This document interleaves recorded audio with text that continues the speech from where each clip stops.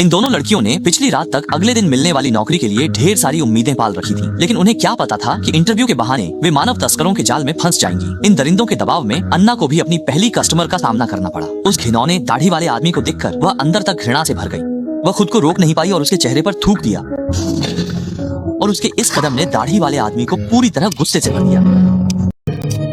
अन्ना की दर्द भरी चीखें सुनकर लाचार सोफी बस अपने कानों को ढककर टूट गई, लेकिन उसे यह नहीं पता था कि उससे भी ज्यादा दर्दनाक और डरावनी चीजें अब उसी के साथ होने वाली हैं। मानव तस्कर ने उसे बताया कि अगला ग्राहक एक शैतान है जिसे न सिर्फ रोल प्ले करना पसंद है बल्कि वह बेहद हिंसक भी है। उसकी बात खत्म होते ही वह आदमी अपने सिर पर सुअर का मुखौटा पहन लेता है और फिर डरावनी चीखें निकालने लगता है। दोनों बहनें यह दृश्य देखकर इतनी डर गईं कि उनकी आत्मा जैसे शरीर से निकल गई हो और वे जोर से चीख पड़ी। और इसी समय उसकी वह दुष्ट भरी हाथें अब सोफी की ओर इशारा कर रही थी। सोफी ने देखा कि उस आदमी के शैतानी हाथ उसकी तरफ बढ़ रहे हैं। घबराहट में सोफी ने पूरी ताकत से विरोध करना शुरू कर दिया, लेकिन उस आदमी ने झटके से उसके बाल पकड़ लिए। वह उत्तेजित होकर जैसे कोई माता के पीछे भागता हुआ सुअर हो लगातार चिल्लाने लगा। इसके बाद वह बिना देर किए सोफी को कंटेनर के अंदर घसीटने लगा। यह देखकर अन्ना ने तुरंत उनसे अपनी सहेली को छोड़ देने की गुहार लगाई। उसने कहा कि वह अपनी सहेली की जगह सारी यातनाएं सहने को तैयार है, लेकिन किसी ने उसकी बात पर ध्यान ही नहीं दिया। जब कंटेनर का दरवाजा दोबारा खुला, बेचैन अन्ना तुरंत भागकर देखने गई तो उसने देखा कि सोफी सुअर के सिर वाला मास्क पहने जमीन पर बैठी लगातार सिसक रही थी। अभी अभी दरिंदगी का शिकार हुई सोफी मानसिक रूप से लगभग टूटने की कगार पर थी। अन्ना ने उसे हिम्मत बंधाई कि उसे मजबूत रहना होगा। वे दोनों जरूर इस नरक से सुरक्षित बाहर निकल पाएंगी। सचमुच ज्यादा देर नहीं बीती थी कि दोनों बहनों को एक अच्छा मौका मिल गया। जैसे ही मानव तस्कर उन्हें कहीं और ले जाने की तैयारी कर रहे थे, एक पुलिस वाला अचानक वहाँ आ गया। दोनों बहनों को जैसे जीवनदान मिल गया हो, वे खुशी से झूमती हुई दौड़कर उसके पीछे छुप गईं। लेकिन उन्होंने सपने में भी नहीं सोचा था कि पुलिस वाला असल में मानव तस्करों का ही साथी है। उसकी वह लालची नजरें, वह लगातार दोनों बहनों के शरीर को घूरता रहा। मानव तस्कर की सलाह पर मोटे पुलिस वाले ने अन्ना को चुन लिया। अन्ना ने देखा कि उसने एक रहस्यमयी नीली गोली निकाली तो उसे तुरंत हालात की गंभीरता का एहसास हो गया। अचानक डर के मारे उसका चेहरा सफेद पड़ गया और उसके पैर कांपने लगे। दोनों बहनों ने उनमें से एक मानव तस्कर से उन्हें छोड़ देने की गुहार लगाई, लेकिन नतीजा यह हुआ कि उन्हें बेरहमी से कंटेनर में धकेल दिया गया। कुछ ही मिनटों बाद मोटा पुलिस वाला पूरी तरह संतुष्ट होकर बाहर निकला। उसके चेहरे पर घिनौनी मुस्कान थी। आने वाले दिनों में दोनों बहनों को रोजाना तरह तरह की यातनाएं झेलनी पड़ी, लेकिन उन्होंने कभी भी भागने की उम्मीद नहीं छोड़ी। एक दिन अन्ना ने चुपके से सुना कि दो मानव तस्कर कुछ योजना बना रहे हैं। असल में दो और युवा लड़कियां उनके जाल में फंस गई थीं और मानव तस्कर सरगना ने खुद अपने आदमियों के साथ जाकर उन्हें पकड़ने का फैसला किया, जबकि दाढ़ी वाला आदमी अकेला पहरेदारी के लिए रह गया। अन्ना ने तुरंत भांप लिया कि यह भागने का एक अच्छा मौका है, इसलिए उसने जुड़वांग पहल करने का फैसला किया। दाढ़ी वाला आदमी अभी कुछ समझ भी नहीं पाया था कि अन्ना ने भी बिना झिझक अपनी कमीज उतार दी। लड़की की इस साहसी हरकत से वह एक पल के लिए हैरान रह। वह जानती थी कि यह एक जाल हो सकता है। वह सोच ही रही थी, तभी अन्ना सामने आ गई। उसकी आंखों में मोहक गर्मी थी और एक झंझनाहट उसके सिर तक दौड़ गई। उसकी समझदारी टूट गई और वह भावनाओं में बह गया। जब वह उसमें डूबने ही वाली थी, अन्ना ने अचानक उसका ध्यान भटकते ही उसकी मुख्य धमनी को बेरहमी से काट डाला। अपनी सहेली को दाढ़ी वाले आदमी से निपटते देख सोफी की आंखों में तुरंत आजादी की चमक आ गई। लेकिन जैसे ही दोनों ने अपनी जंजीरें खोली, वही मोटा पुलिस वाला जिसने कभी उनका शोषण किया था गाड़ी चलाकर वहां आ पहुंचा। उसने जमीन पर दाढ़ी वाले आदमी की लाश देखी। वह पूरी तरह से वहीं खड़ा रह गया। उसके चेहरे पर हैरानी छा गई। तभी अचानक उसके पीछे से इंजन की तेज आवाज आई और दोनों बहनों ने इस पल भर के मौके को पकड़ते हुए चुपचाप उसकी कार लेकर भाग निकली। वे चाहती तो एक झटके में गाड़ी भगाकर वहां से हमेशा के लिए भाग सकती थीं, लेकिन उन पर जो अपमान हुआ था, क्या वह इतनी आसानी से भुलाया जा सकता था? इसलिए दोनों बहनों ने तय किया कि वे इन दरिंदों को इसकी भारी कीमत चुकवाएंगी। इसके बाद खून से सनी दोनों लड़कियां सुपरमार्केट पहुंची और सीधे टूल सेक्शन में गईं। चाहे वह पहाड़ काटने की कुल्हाड़ी हो, भारी गदा, तेज चाकू, मोटी रस्सी, लंबी लोहे की जंजीर, ढेर सारे स्टील के कील, हरे रंग की टेनिस बॉल्स और एक लकड़ी की छड़ी, ये सारे बदले के औजार खरीदने के बाद दोनों बहनें पूरी शांति से काउंटर पर जाकर बिल चुकाने लगी।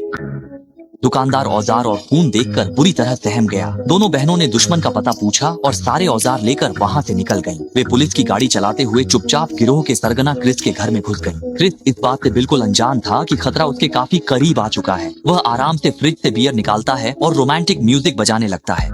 उसे सपने में भी अंदाजा नहीं था कि दोनों बहनें उस पर अचानक हमला कर देंगी।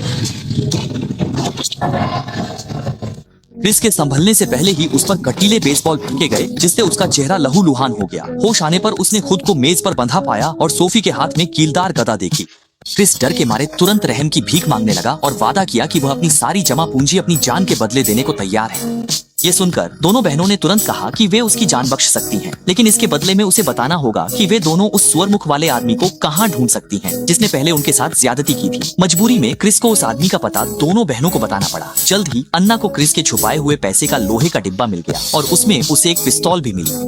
लेकिन इसके बावजूद दोनों बहनों का इरादा उसे छोड़ने का नहीं था।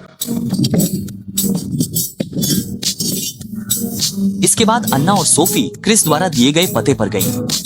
वे गाड़ी से उतरकर एक चर्च पहुंची। जब दोनों बहनों ने पादरी की बांह पर टैटू देखा तो उन्हें यकीन हो गया कि यही वह सुअर मुख वाला आदमी है जिसने पहले उनके साथ ज्यादती की थी। पादरी का ध्यान आकर्षित करने के लिए सोफी ने हाथ में बेसबॉल बैट लिया और दबंग अंदाज में चर्च के अंदर चली गई। पादरी ने जब उसे बाहर आते देखा तो वह भी बहुत हैरान हुआ, लेकिन उसे जरा भी डर नहीं लगा, बल्कि उसका रवैया और भी घमंडी था, क्योंकि उसके अनुसार भगवान उसका सबसे बड़ा सहारा है। अरे वाह, मेरे साथ एक दयालु और अच्छे चरवाहे हैं, उनकी पवित्रता यीशु मसीह। सोफी के एक डंडा मारते ही वह बेहोश हो गई। दोनों बहनों ने लोहे की जंजीर से उसे कार के पीछे बांध दिया और मरे हुए कुत्ते की तरह घसीटते हुए एक सुनसान जगह पर ले गई। इसके बाद सोफी ने कार से एक डिब्बा पेट्रोल निकाला और बिना किसी हिचकिचाहट के उसे पूरी तरह भिगो दिया। जैसे ही एक माचिस की तीली धीरे धीरे जमीन पर गिरी, सुअर के सिर वाले आदमी ने आग की लपटों में दर्दनाक चीखें निकाली और आखिरकार कोयले की तरह जलकर अपने पापी जीवन का अंत कर लिया। दुश्मनों को खत्म कर दोनों बहनें उत्साहित थीं। उनका अगला निशाना वही जालिम पुलिस वाला था।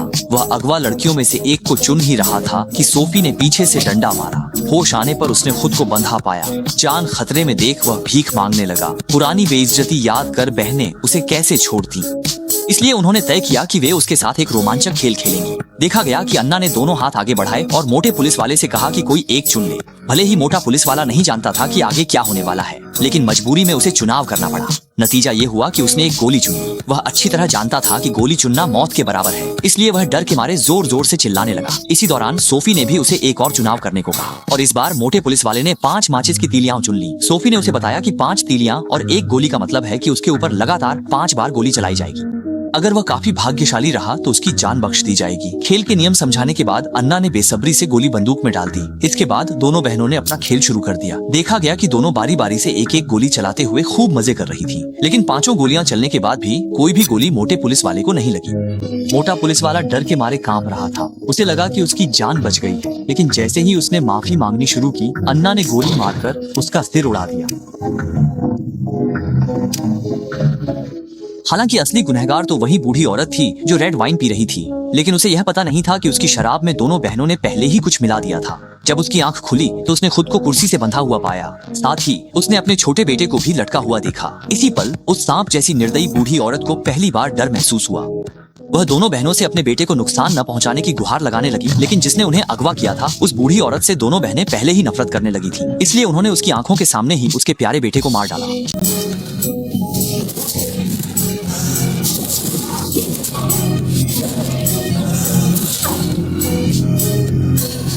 बेटे की तड़प देख बूढ़ी औरत गहरे शोक में डूब गई। वह बहनों को लगातार गालियां देती रही, पर उन्हें इससे कोई फर्क नहीं पड़ा, क्योंकि अब दोनों ने उसे बड़े बेटे के सामने धकेल दिया। उसने बेसबॉल बैट बड़े बेटे की ओर फेंका और कहा, माँ को मारने पर वह बच जाएगा। पर बेटा बेरहमी नहीं दिखा पाया और बहनों के सामने गिरकर रहम मांगने लगा। अंत में सोफी ने उसे गोली मार दी। फिर दोनों बहनों ने बंदूक से फिंगरप्रिंट मिटाकर उसे बड़े बेटे को थमा दिया ताकि यह गैंगवार लगे। उस बूढ़ी औरत का अंत सबसे खौफनाक था। सोफी ने उसे इलेक्ट्रिक आरी से काट दिया। अंत में दोनों बहनें माता पिता से विदा लेकर और पुलिस से मिले पैसे लेकर घूमने निकल गईं।